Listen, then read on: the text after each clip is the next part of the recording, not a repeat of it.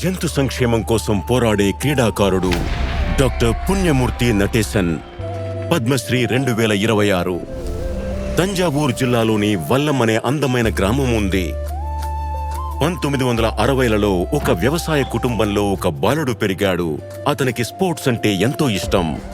Athletics మరియు హాకీలో ఒక తారగా వెలుగొందడం అతనికి కల. ఆ కుటుంబంలో కళాశాలకు వెళ్లిన మొదటి వ్యక్తి అతనే. తన తాతగారికి ఎంతో సన్నిహితంగా ఉండేవాడు. నా కాలేజీ చదువుల కోసం మా తాతగారి ఆశీర్వాదం తీసుకోవడానికి వెళ్ళినప్పుడు ఆయన రైతులకు ఉపయోగపడేది ఏదైనా చదువుకు అని చెప్పారు. అదే నా జీవితంలో ఒక మలుపు. ఆ సమయంలో నాకు BSc అగ్రికల్చర్ మాత్రమే తెలుసు.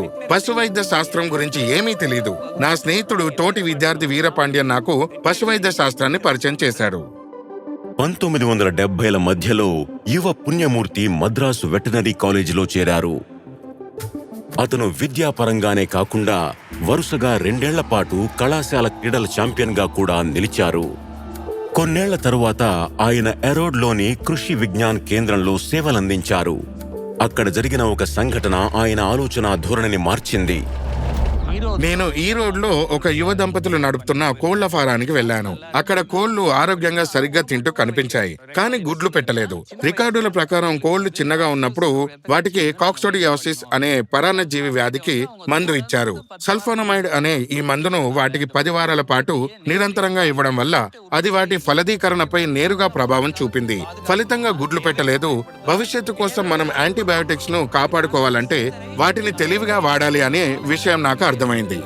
ప్లాంట్ ఇంటెలిజెన్స్ అనే భావనను అర్థం చేసుకున్న డాక్టర్ పుణ్యమూర్తి జంతువులలో వ్యాధులను నివారణకు చికిత్స చేయడానికి ఔషధ మొక్కలను ఉపయోగించడం ప్రారంభించారు.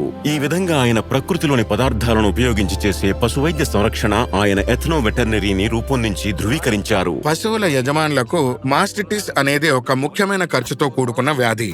దీనికి ఒక కలబంద ఆకు, 2 పిడికెళ్ల పసుపు, చిటికెడు నిమ్మకాయ ఉపయోగించి ఎలాంటి ఇతర ఔషధ ఆధారిత సంరక్షణ లేకుండా విజయవంతంగా చికిత్స చేయవచ్చు. ఆయన సూచించిన చికిత్సలు లక్షలాది ఆవులకు, రైతులకు ప్రయోజనం చేకూర్చాయి. జంతువులలో 34 రకాల ఆరోగ్య సమస్యలకు వర్తించే 5 సులభమైన నివారణను రూపొందించారు. పశువైద్యునిగా శుభ్రమైన పాలు, గుడ్లు, మాంసం అందించడం ఎంత ముఖ్యమో నేల ఆరోగ్యాన్ని కాపాడడానికి శుభ్రమైన పేడ, మూత్రాన్ని అందించడం అంతే ముఖ్యం.